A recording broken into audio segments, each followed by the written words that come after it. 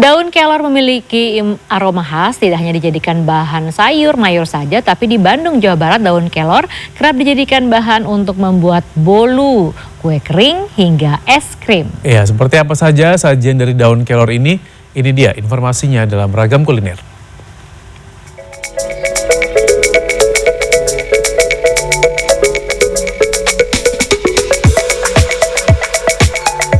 Daun kelor biasanya diolah menjadi sayur mayur, namun ternyata kelor juga bisa diolah menjadi aneka sajian lain yang tidak kalah lezat, seperti bolu, roti, atau kue kering. Ide pembuatan bolu dan kue dari kelor ini didapat Hetty Nurhayati yang ingin lebih mengenalkan kelor ke masyarakat luas. Untuk itu, ia mencoba berinovasi dengan mengolah kelor menjadi sajian populer. Kelor itu kan rasanya itu emang rangung ya. Tidak semua orang akan suka. Tapi kalau misalkan kita dibikin olahan yang seperti cookies ya, orang mungkin akan orang akan suka ya, apalagi ditemanin dengan teh hangat, begitupun dengan bolu mungkin akan suka gitu. Dan ternyata ibu tes pasar juga ya, alhamdulillah sih responnya sangat baik ya. Dalam pembuatannya, daun kelor ditumbuk hingga halus menjadi bubuk tepung. Tepung ini kemudian dijadikan adonan dengan dicampur bersama gula serta telur. Adonan lalu dimasukkan ke dalam cetakan bolu berbagai ukuran, selanjutnya dikukus selama kurang lebih 5 menit hingga setengah matang.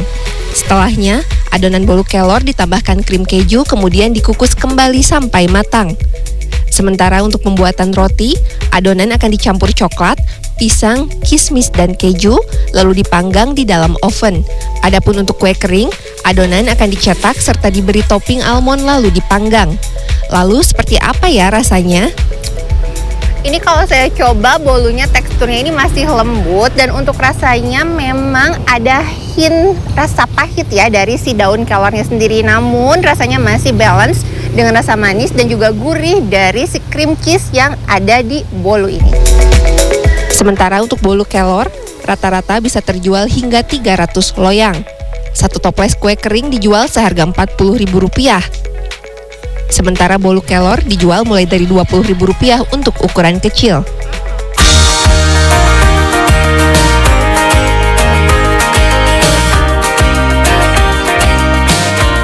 Inovasi kuliner berbahan dasar daun kelor juga dilakoni Doni Maulana, pemilik sebuah kafe di kawasan Seke Panjang, Kota Bandung.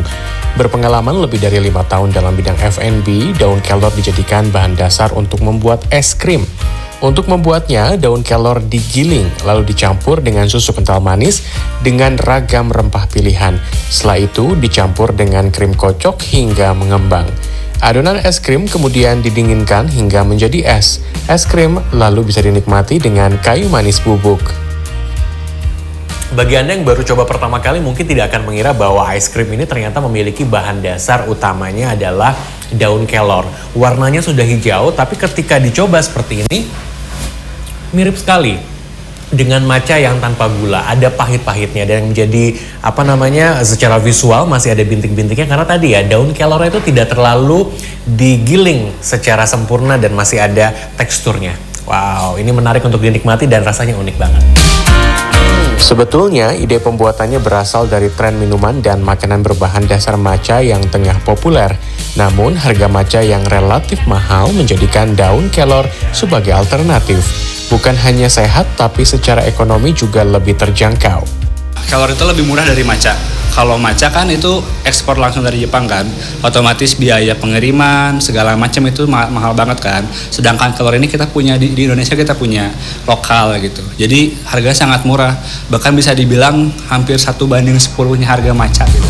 Perpaduan rasa yang unik, harga ekonomis, dan manfaat gizinya membuat es krim ini mulai digemari. Ini cukup baru ya rasanya, beda dari es krim lain kan biasanya manis aja atau misalnya coklat atau apa gitu. Ini aftertaste-nya beda, mungkin alternatifnya matcha ini ya.